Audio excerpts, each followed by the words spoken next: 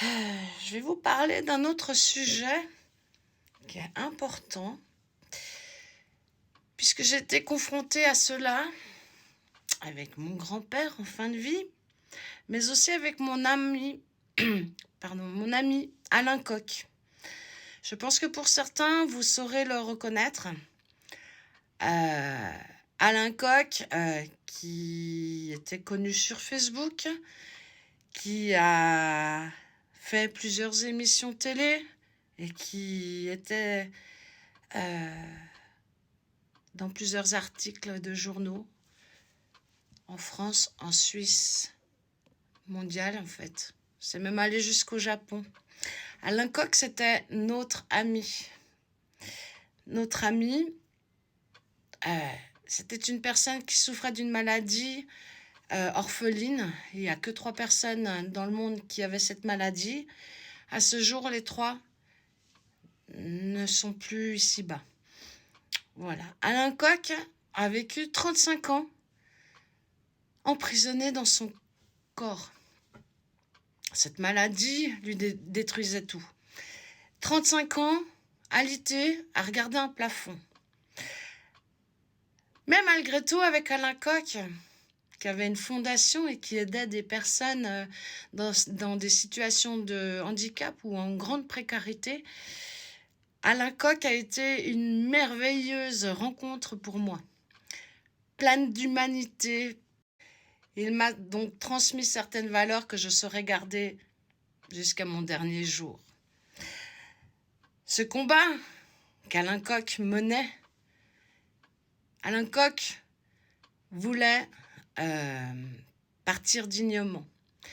Le problème, c'est que quasi tous les pays de l'Europe ont accepté la fin de vie dans la dignité, sauf vous, les Français. Ça a posé problème. Du coup, Alain Coq avait écrit à Monsieur le Président Macron demandant l'autorisation de partir dans la dignité. Malheureusement, ça n'a pas pu se faire en France et Alain Coq a dû faire appel au service de Exit chez nous en Suisse. Il est donc venu à Berne pour partir dans la dignité. Seul problème, Alain Coq souhaitait partir, mourir dans son pays. Il ne voulait pas être incinéré non plus. C'est pour ça qu'on a promis, avec Sophie, d'être les porte-paroles pour ce combat. Pour toutes ces personnes qui sont enfermées dans leur corps et qui souhaiteraient partir dans la dignité. Certains reprendront le thème en disant l'euthanasie. Je ne suis pas d'accord avec ce terme. On euthanasie un chien, pas un être humain. L'être humain a le droit de partir dans la dignité, a le droit de choisir. Il choisit sa fin. Donc voilà, je vous ai mis une lettre que Alain Coq a fait en 2021 pour le président M. Macron et que j'ai lu pour que ça paraisse sur les réseaux. Aujourd'hui, j'ai une bonne nouvelle. Après un combat de ma Sophie, essentiellement, aider aussi d'autres personnes, mais plus haut, un projet de loi a vu le jour. Projet de loi pour la fin de vie dans la dignité. Il a été présenté à l'Assemblée, lu. Il devait être voté. Si je ne me trompe pas, c'était au mois de mai, mais il y a eu la dissolution. Ce qui n'a fait que reporter le projet. Ce projet va être voté, je dirais entre là, juin et début d'année prochaine. C'est un projet qui est important, qui est très important. C'est pour ça que je ferai d'autres vidéos pour vous expliquer le pourquoi du comment, les tenants et les aboutissants. Voilà. Chacun a le droit de choisir sa fin de vie et de partir dans la dignité. Alors, je vais vous mettre un bout d'émission qui avait été fait à l'époque, en 2021, avec ma Sophie et Christophe Beaugrand. Voilà. Ça explique un petit peu ce combat qu'Alain Coq a dû mener. Ça explique aux gens un petit peu la complexité, ce qu'il vivait, son quotidien. Je vous expliquerai un peu plus en profondeur dans les prochaines vidéos. Alors, je vous laisse réfléchir au sujet. À savoir que, selon un vote qui a été fait dans la liste électorale, il semblerait que 98% des personnes interrogées seraient positifs pour cette nouvelle loi. Voilà. On verra, on attend les prochaines votations à l'Assemblée nationale. Mais en attendant, je ferai des vidéos pour vous expliquer le sujet.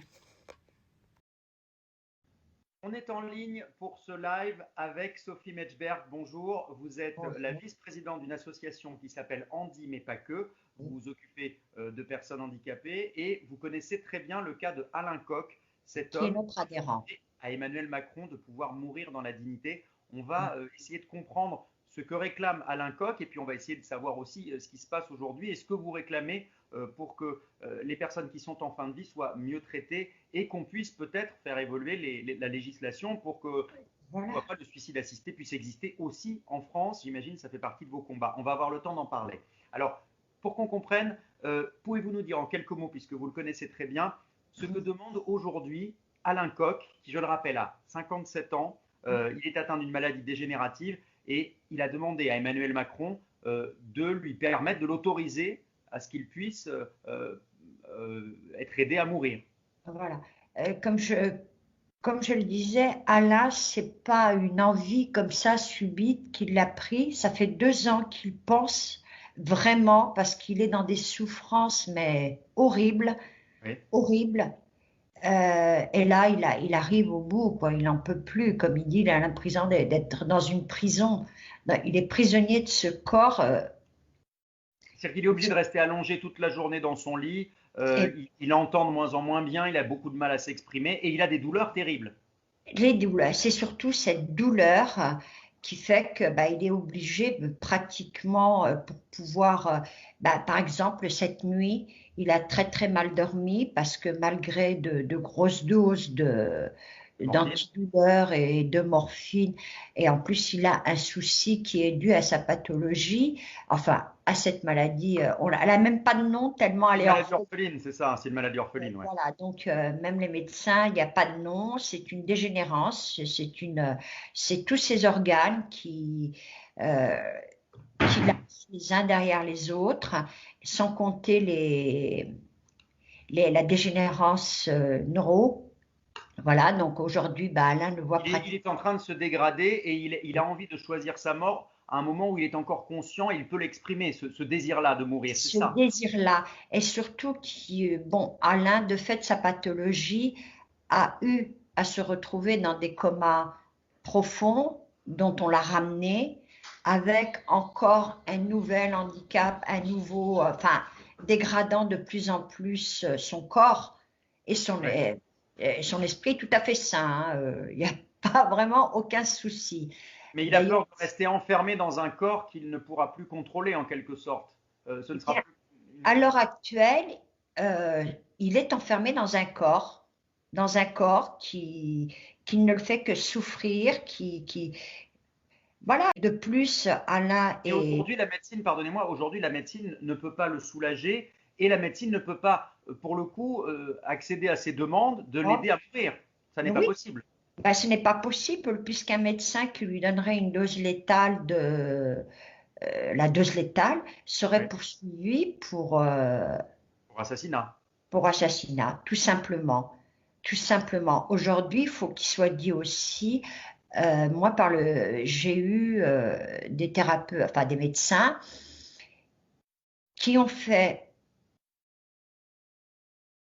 malgré le serment et ils étaient face à une telle détresse, à un tel degré de souffrance qu'ils ont pris cette décision et ils sont prêts à témoigner bien sûr, en m'adressant à moi, le courrier étant tenu par le secret De professionnel manière anonyme, je suppose. de manière anonyme, en passant par mon biais, de dire ce qui les a emmenés à donner cette dose létale à des enfants comme à des personnes jeunes atteintes de maladies ou de cancer métastasé, parce qu'il faut aussi parler de ça. Il n'y a pas que les maladies dégénératives. Voilà, aujourd'hui, le débat se fait là. Moi, Mais alors, excusez-moi, juste qu'on comprenne. Aujourd'hui, il y oui, a un cadre législatif qui est la loi Leonetti. Cette oui, loi Leonetti ne prévoit pas de pouvoir aider des personnes qui sont dans le cas d'Alain ou des gens dont vous me parlez qui sont atteints de cancer, par exemple, dont on sait qu'ils sont incurables. oui. Mais c'est-à-dire que les personnes ne sont pas théoriquement. En fin de vie, ça veut dire quoi? Ça veut dire c'est les derniers jours, quoi. C'est les derniers souffles, être en fin de vie, c'est ça? Voilà, je veux dire que la loi, d'après ma connaissance de la loi Loretti, c'est-à-dire que il faut que vous ayez 8 à 10 jours. 8 à 10 jours en vous plongeant dans un coma profond. Je me suis retrouvée dans un coma profond. Mes enfants m'ont restitué mon état. Je bougeais, et comme me disait mon fils, à chaque moment, on avait l'impression que tu allais te réveiller. Ouais. Ça a été une torture pour eux. Bon, j'ai eu la chance de m'en sortir en plus de dommages neurologiques que ceux que j'ai. Et puis moi, j'ai eu aussi malheureusement dans ma vie à accompagner un ami proche atteint de la maladie de Charcot, qui est Ouais. une dégénérescence, mais ça a été une horreur. J'ai un cousin qui est parti de cette maladie, donc effectivement, Donc, vous ça va savez, la dégradation physique est très rapide. voilà. Ça peut être très rapide, en tout cas, ça dépend des types de maladies de Charcot, et c'est vrai que les gens voilà, perdent très rapidement tout un tas ils se retrouvent en fauteuil, ils n'arrivent plus à parler, ils n'arrivent plus à attraper quelque chose. Enfin, c'est quelque chose On de très n'arrive violent. plus à se nourrir, à déglutir, voilà. Donc, Mais ce que vous me dites, grosso modo, c'est qu'avec la loi Leonetti telle qu'elle existe aujourd'hui, finalement, on peut permettre à des gens qui sont réellement en fin de vie d'en finir peut-être un peu plus vite, mais à un moment où ils ne sont même plus en mesure de le dire et de l'exprimer consciemment. C'est ça qui est paradoxal. ben, oui, mais aujourd'hui, vous avez deux associations qui portent et qui sont bien au fait, puisque je rappelle à tout le monde que nous ne sommes pas une association qui aide. On n'est pas des spécialistes de la fin de vie. Aujourd'hui, nous, ce que l'on veut, en dit, mais pas que, nous sommes une association de droit de défense des personnes handicapées. Ouais. Et on reçoit, nous aussi, des témoignages de gens qui nous disent on est à bout, aidez-nous, aidez-nous. On les renvoie vers des associations comme à des. Je me La rappelle DMD, plus. oui, l'association Droit à mourir dans la dignité de Jean-Luc Romero, la DMD. Mais c'est dire que vous vous occupez des droits des personnes handicapées, et parmi ces droits-là, il peut y avoir Le aussi le droit de droit de mourir. pouvoir accéder à la mort qu'on a choisie, c'est ça. Voilà, Pour vous, exactement. c'est une question de liberté? C'est une question de liberté. Et aujourd'hui, nous et nos adhérents, hein, on n'a pas que des personnes en situation de handicap. Je veux dire qu'il y a des parents de personnes en situation de handicap, des enfants de parents d'enfants handicapés, de parents enfants, de parents handicapés. Voilà, il y a des gens qui n'ont aucune maladie. Et je ne veux pas faire l'amalgame avec l'affaire Imbert, où là, c'est encore différent puisqu'il y a eu un accident et qu'il n'avait aucune directive, qu'il n'a rien laissé. Vous avez vu Oui, bien sûr. Quand on a, oui, ça, il s'est retrouvé pour le coup après un accident enfermé dans son propre corps sans pouvoir exprimer quoi que ce soit. Quand c'est quelque chose qu'on n'a pas prévu entre guillemets, quand on a une maladie dégénérative, on sait ce qui risque de vous arriver. Mais en revanche, quand il y a un accident, du jour au lendemain, on peut se retrouver dans cette situation sans avoir Voilà, prévu des directives. aucune directive. Et aujourd'hui, eh ben, déjà, ce que je ne comprends pas, il y a la loi bioéthique. Au départ, les législateurs avaient décidé de mettre le problème de la fin de vie dans la loi bioéthique. Vous avez Mais il raison, paraît que ça a été retiré, ça a effectivement. été retiré. Pourquoi? Parce que ben, j'ai l'impression que les politiques ont peur. Je ne comprends pas de quoi ils ont peur, puisque moi, je vous dis en interrogeant des gens et en disant, aujourd'hui, 8 Français sur 10 sont favorables. Dans les sondages, 8 Français sur 10 sont favorables au droit à l'euthanasie, à choisir sa mort, au suicide assisté, oui, etc. C'est ça. Voilà. Aujourd'hui, là où il y a une grande hypocrisie, c'est qu'il y a un certain nombre de gens qui témoignent parfois, qui ont recours à ce qu'on appelle un suicide assisté en Suisse, en Belgique. Je crois qu'il y a également les Pays-Bas et la Suède en Europe qui offrent ce cadre législatif pour permettre aux gens de choisir leur mort. C'est-à-dire que certains Français font ce choix-là. Pourquoi Alain Koch, par exemple, n'a-t-il pas décidé d'aller en Suisse ou en Belgique, par exemple, pour finir sa vie comme il souhaite? Tout simplement, c'est un coût. Parce qu'une personne en situation de handicap, généralement, vit avec un minima social de 900 € qui est l'allocation adulte handicapé. Et savoir qu'elle a le droit à la PCH, c'est-à-dire tout ce qui sert à son confort pour vivre au mieux son handicap. Mais ce n'est pas une somme qui lui est allouée, mais c'est prestataire de service. Et oui, puis Alain Koch, je suppose, ne peut évidemment pas simplement acheter un billet de train pour aller, je crois qu'il habite à Dijon, de Dijon en Belgique. Il peut, voilà, dans l'état où il est. de le transporter, c'est ça. Et puis, il n'y a pas que ça, c'est que il faut que les gens sachent aussi qu'en allant en Belgique ou en France, ou en Belgique ou en Suisse, oui.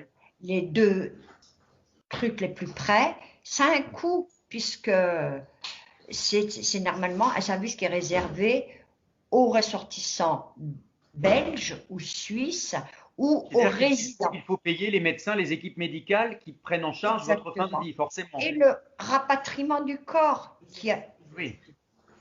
Et de plus, depuis quelque temps, ces deux pays, donc la Belgique et la France, la Belgique et la Suisse, qui sont frontaliers avec la France, en ont assez de ce qu'ils appellent le tourisme à la mort. Donc on durcit leur législation. La venue de Français qui voudraient avoir recours à ce type de… Mais ce que vous me dites là, c'est qu'il y a quand même une injustice terrible qui, pour le coup, est encore liée à une injustice financière aussi. C'est-à-dire que les gens qui ont, entre guillemets, le privilège d'avoir suffisamment d'argent peuvent choisir leur mort et, entre guillemets, sont obligés de continuer à souffrir sur leur lit. Oui, et de plus… C'est un vrai scandale, ça, quand même. C'est anormal. Et en plus, aujourd'hui, quand on dit qu'on coûte beaucoup d'argent, vous savez combien coûtent des soins palliatifs? Mais c'est monstrueux. Alors, continuer à dépenser de l'argent de l'État, du contribuable, pour maintenir des gens en vie, alors que l'issue est la mort. Je trouve ça complètement aberrant. Et surtout des gens qui ne le souhaitent pas, parce que Alain Koch le disait très bien dans l'interview qu'on lui a réservée sur LCI. Il disait qu'aujourd'hui, il estime que les institutions sont maltraitantes vis-à-vis de lui, et il utilise même le mot de torture. Il dit qu'on le force à continuer à vivre. C'est très fort, ça, de dire une chose pareille. Et c'est une maltraitance institutionnelle, je suis désolée, même si on peut trouver le mot assez trop fort ou pas approprié, mais nous, personnes en situation de handicap, on vit ça comme une maltraitance. Une maltraitance de plus, parce que ça sont encore d'autres combats. Voilà. Vous réclamez quoi aujourd'hui? Dans la foulée de l'émission qu'on a faite sur LCI, il faut qu'il y avait une interview du porte-parole du gouvernement, Gabriel Attal. Il a été interrogé sur le cas d'Alain Koch. Lui n'a pas voulu prendre position personnellement sur comme souvent les hommes politiques n'ont pas toujours le courage de leurs opinions quand ils en ont sur cette question. Le sénateur de La République En Marche qui était présent en plateau, lui, je le remercie, a dit qu'il était favorable à légiférer sur cette question. Mais Gabriel Attal, le porte-parole du gouvernement, a dit qu'il faudrait peut-être que ce soit un thème de campagne pour 2022. Exactement, c'est ce qu'on réclame. C'est ce qu'on réclame. Et de plus, on réclame aujourd'hui un débat sociétal. C'est-à-dire qu'on ne veut pas justement tout déléguer. Voilà, les Français sont prêts à… Je ne sais pas, oui, un débat. C'est-à-dire que les politiques sont en retard par rapport à l'opinion publique, comme souvent. Très en retard à l'opinion publique. Ils ont peur, à votre avis? C'est à quoi? C'est de la lâcheté? Ben voilà, c'est trop compliqué parce que je vais reprendre les mots d'un de vos confrères qui a dit, bah, en France, on vit en démocratie et on meurt en théocratie. Parce que, bah, voyez, moi demain, j'ai rendez-vous avec un prêtre justement pour avoir son opinion. C'est-à-dire que vous croyez que c'est lié pour le coup au poids de la religion et de l'Église, en l'occurrence, Pas que, et et le ça lobby contribue. pharmaceutique aussi. Ah oui, vous voulez dire Eh ben oui, il y a du business derrière. eh Les oui, traitements, les médicaments, eh oui, oui, oui, oui, c'est très oui. cynique comme point de vue. Ben, nous, on le ressent comme ça, du Ouais, moins. ouais. Parce que ben, on voit, plus on évolue dans nos pathologies, bon, pour mieux éclairer peut-être les auditeurs, leur dire que moi-même, je suis atteinte d'une maladie qui s'appelle la sclérose en plaques, Oui. et j'arrive à un stade où j'ai de plus en plus de soucis, et que je sais que moi, j'aurai toutes mes capacités intellectuelles en étant enfermée dans mon corps. Donc, Donc du coup, vous avez prévu votre moi, sortie, je, entre guillemets, si je veux dire? Moi, j'ai la chance de pouvoir aller, soit aller mourir au Canada, Parce et qu'au soit Canada, aller, c'est encadré. Au Canada, on peut, le suicide assisté voilà, euh, enfin, du moins au Québec, au parce que Québec, ça d'accord. reste encore assez hypocrite du côté anglophone. Sud-africain, du côté anglo-saxon, d'accord. Voilà. Et aujourd'hui, ben, moi, j'ai cette chance de pouvoir soit aller en Suisse, puisque mon fils est résident suisse. Voilà, je n'ai aucun souci. Mais je me dis, bah, tout le monde n'a pas ma chance. Tout le monde n'a pas ma chance. Et je vous dis, tous les jours, on reçoit des témoignages de gens à souffrir, qui souffrent et qui nous disent, aidez-nous, aidez-nous, aidez-nous. Vous pensez Et que le témoignage d'Alain Coq va être utile pour peut-être faire bouger les choses, y compris politiquement? Je rappelle qu'Alain Coq a été, enfin pas été reçu puisque c'était par non, visioconférence, mais on a a eu une entrevue avec Madame parlé Armenteras. avec la conseillère santé d'Emmanuel Macron à l'Élysée. Donc le président de la République est au courant de ce qui se passe. Il est au courant. Il est au courant. Aujourd'hui, nous réclamons, et ce que réclame Alain Coq aussi, bon, ben, s'il veut faire un geste compassionnel vis-à-vis d'Alain, on en serait ravis. On en serait ravis. Et puis dans la foulée, pourquoi pas, oui, euh, demander, répondre à la demande de son peuple, enfin d'une partie de son peuple, parce que 8 Français sur 10, c'est quand même important, quoi. En tout cas, oser ouvrir le débat et pourquoi pas en faire une thématique pour la prochaine campagne Exactement, présidentielle. C'est ce que vous exactement, demandez, vous. c'est ce qu'on demande. C'est ce qu'on demande parce qu'on en a assez qu'on prenne des décisions pour nous. Handicapé ne veut pas dire complètement. Voilà, il y a des cerveaux sous le handicap. Voilà, d'où le nom de l'association. Andy, mais pas que. Andy, mais si vous voulez en savoir plus, allez faire un tour sur le site de l'association Andy, mais pas que. C'est andy-mais-pas-que.com. Voilà. Voilà. Merci beaucoup en tout cas. Est-ce que vous avez quelque chose à rajouter sur cette question? Je pense qu'on a été clair et on a balayé à Voilà. peu près toutes les thématiques que vous n'avez hélas pas eu le temps d'aborder à l'antenne, mais ça me tenait à cœur que vous puissiez les C'était exprimer. juste ce que je voulais aborder aujourd'hui. On a reçu Arrêtons. beaucoup de messages après la diffusion du témoignage d'Alain Coq et j'ai eu en l'occurrence les audiences de l'émission entre-temps et on a vu que ça avait beaucoup intéressé les téléspectateurs. Donc je pense que cette question effectivement doit peut-être davantage être traitée, et en tout cas qu'un vrai débat puisse s'ouvrir à l'Assemblée et comme vous le disiez, un certain nombre de Français, a priori selon vos sondages que vous indiquez, une majorité est favorable à ce qu'on avance sur cette question. Bah, écoutez, Jean-Luc, qui lui est plus au fait que nous dans, Jean-Luc dans Romero pour la l'association famille, l'ADMD. voilà, euh, qui est aussi un homme politique, je pense qu'il peut éclairer. Voilà, nous, on veut, notre rôle est d'interpeller au nom de toutes ces personnes atteintes de maladies dégénératives, enfin, de toute personne en situation de handicap, parce que malheureusement, ce que beaucoup de gens ne savent pas, c'est que, ben oui, un cancer a des conséquences qui conduisent malheureusement quelquefois. Et puis, le soin palliatif, vous vous rendez compte, pour une personne atteinte d'une pathologie, c'est des années de soins palliatifs. C'est épuisant, c'est épuisant. Pour Merci. l'entourage Oui, aussi. j'imagine, mais pour l'entourage aussi, ça c'est sûr. Merci beaucoup d'avoir été avec nous, Sophie Metchberg. Je vous remercie. Avec plaisir, et n'hésitez pas en tout cas à aller voir sur le site de Sophie Metchberg, de son association dont elle est la vice-présidente, et puis également si vous vous intéressez à cette question, sur le site de l'ADMD, l'association pour le droit de mourir dans la dignité. Quant à Alain Koch, on continuera de suivre cette semaine, je pense, son actualité, car on attend une réponse de l'Élysée. Merci beaucoup Sophie Metchberg d'avoir été avec nous. Merci.